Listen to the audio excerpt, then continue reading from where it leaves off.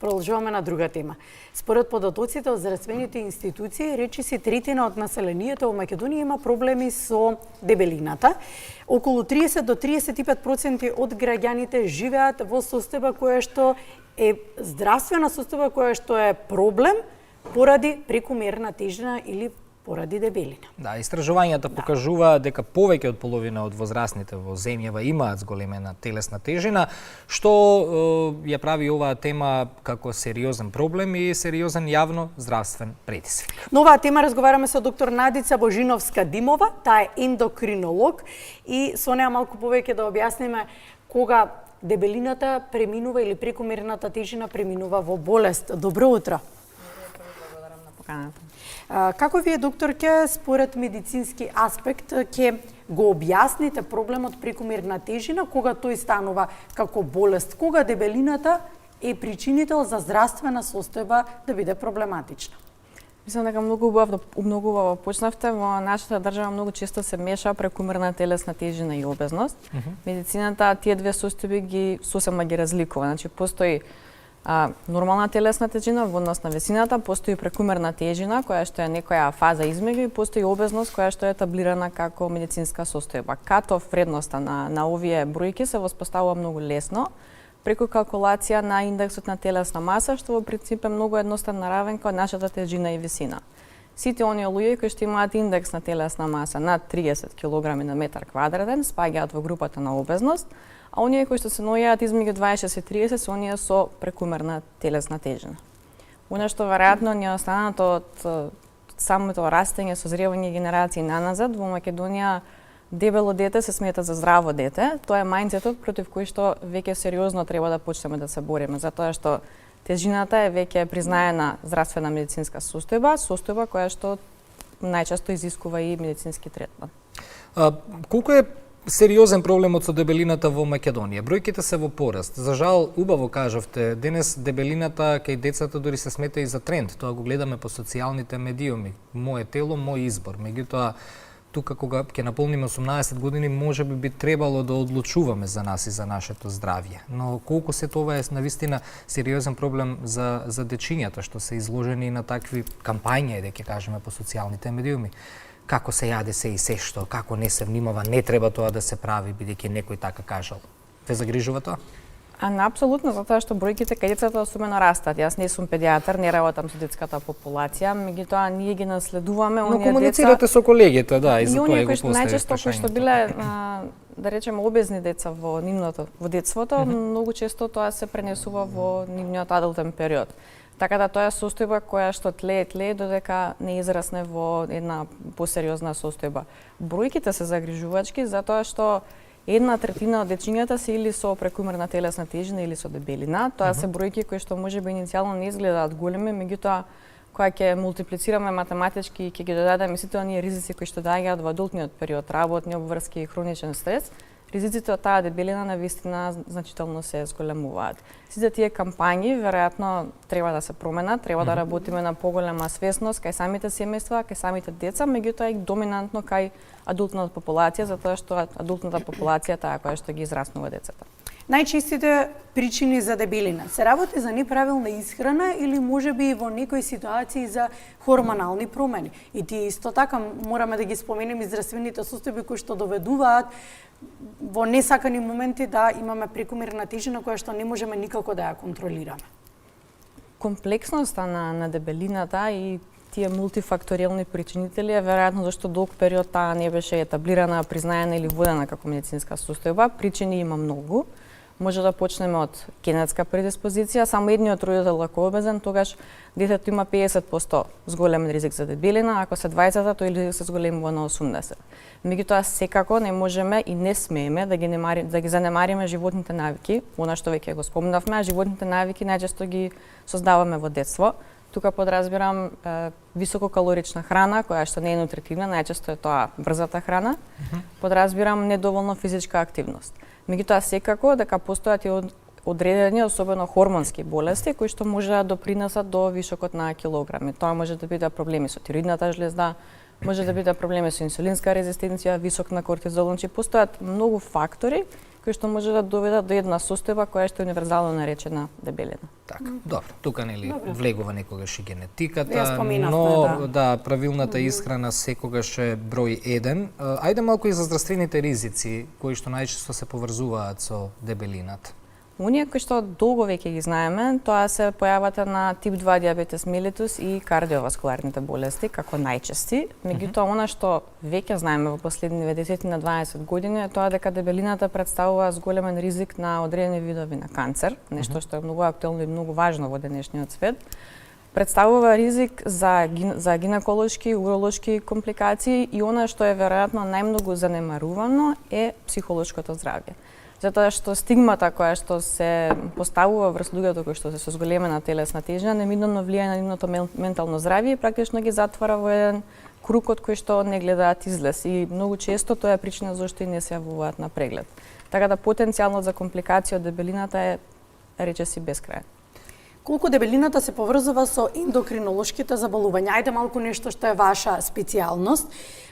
Тироидната жлеза ќе ја споменеме, но инсулинската резистенција, диабетесот, исто така. Самата дебелина е ендокринолошка состојба, значи таа е медицинска состојба која што ја третира ендокринолог и апсолутно може да биде потпомогната од проблеми со тироидната жлеза, односно дефицит на тироидни хормони. Со инсулинската резистенција, тука е многу често прашање дали била прва инсулинската резистенција или обезноста ја тригирала инсулинската резистенција, меѓутоа тие се симбиоти, една без друга ретко оди, многу ретко има обезен пациент без инсулинска резистенција, иако ги има. Меѓутоа, инсулинската резистенција означува намалена сензитивност на телото за инсулин, а тоа пак од друга страна го тера панкреасот да дачи зголемени количини на инсулин. Инсулинот е, ако се сеќавате, хормонот кој што го регулира шеќерот во крвта. Кога телото станува несензитивно на инсулин, тоа значи дека целиот шеќер наместо да ги храни нашите клетки останува заглавен во крвта и тоа не прави практично повеќе гладни. Колку повеќе инсулин се лачи, толку повеќе се зголемува инсулинската резистенција, толку се луѓето повеќе гладни. Тоа е тој круг од кој што е навистина многу тешко, меѓутоа не е невозможно да се излезе. А дали постојат предупредувачки знаци дека телото влегува во состојба на метаболички проблеми, а не смееме да ги игнорираме? Знаците се најчесто многу суптилни. Може да се прикажуваат како некој чуден хроничен замор кој што може да го прекриеме со едно убаво преспивање во текот на викендот. Може да бидат подочњаци под очите кои што сметаме дека е повторно со резултат на стресот, може да биде оној burnout кој што е многу популарен, за него да се кријат сите тие метаболни параметри. Може да е зголемена глад, во некој случај некои луѓе забележуваат и зголемена жед и секако она што е важно се физичките промени на телото на кои што многу често се навикнуваме гледајќи се себе си и забораваме какви сме биле пред година дена. Ајде сега за она што е многу актуелно и тоа како, тоа е правилниот пристап кон намалување на тежината. Дали тоа треба да биде диети, пропратени со физичка активност или само физичка активност без некои рестрикции во храна. Или пак некоја, исто така велам, актуелни, поради тоа што некои дури медицинска терапија на своја рака земаат, поради тоа што дава брзи резултати во намалување на тежината. Ги споменавме диабетичарите, но диабетесот тоа е една состојба која што и тоа како е специфична за луѓето кои што имаат таа здравствена состојба, но стана популарно да се пијат токму тие лекови кои што тие ги пијат за здравствената состојба за да намалат телесната тежина. Се измешаа работите. Мислам дека премногу актуелно стана тоа по секоја цена да се намали тежината. Стана естетски повеќе проблем отколку здравствен. Тоа е проблем кој што веројатно беше актуелен уште многу пред самите лекови. Коренот на третманот на тие лекови е што многу голем дел од метаболните состојби, како диабетес, инсулинска резистенција, зголемена телесна тежина или дебелина, најчесто имаат некои заеднички причинители, некои заеднички етиологии. Тој добар side ефект на лековите за третман на тип 2 диабетес е тоа што го намалуваат централно апетитот, меѓутоа успоруваат празнење на стомак. Токму овие две карактеристики на лековите придонесуваат за слабење на пациентите кои што ги користат. Врз основа на тие лекови за диабетес, откако се увидоа овие ефекти, почнаа да се развиваат лекови кои што се наменети за луѓе со дебелина, со цел да слабеат. Меѓутоа овие лекови не се даваат и не се земаат било кога, мора да на своја рака. Апсолутно, дефинитивно против тоа, затоа што се сепак лекови кои што имаат сакани и несакани дејства и треба да се даваат контролирано кај пациенти кај кои што навистина треба да се даде медикаментозна терапија. Она што повеќето го сакаат е брзо решение, а во борбата со дебелината тоа не постои, затоа што дебелината е хронична состојба. Гледајќи ја како таква, ние мора да сватиме дека патот до здрава телесна тежина подразбира создавање на нови навики. Тука се физичката активност која што ја спомнавте, која што е исклучително важна, без разлика дали луѓето земаат лек или не. Меѓутоа, физичка активност не е од типот на исцрпување на телото со кардиоактивност, туку физичка активност со тежини.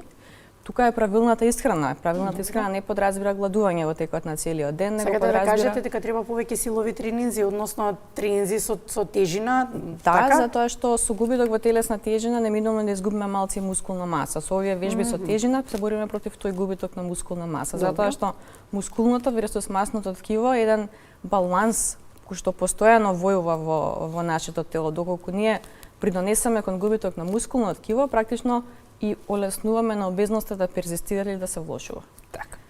Ова може да биде еден од поважните совети што би ги дале на крајот разговорот за да се спречи дебелината и да се одржува здрав начин на живот. Здрав начин да на живот. јадеме повеќе протеини. Јадеме повеќе протеини, но да јадеме зеленчук и овошје, затоа што колоритноста на чинијата она што ни кажува дека се работи за здрава храна. Како беше тоа 70% ако тањерот ни е зелен, значи дека денес сме завршиле добра работа кога зборуваме за оброкот, ако имаме 70% салата. Па треба да се трудиме, се уште имаме вкусен овошје, вкусен зеленчук и овошје, така да мислам дека имаме можност тоа да го изведеме бар во нашата земја. Сега за сега сме поразени.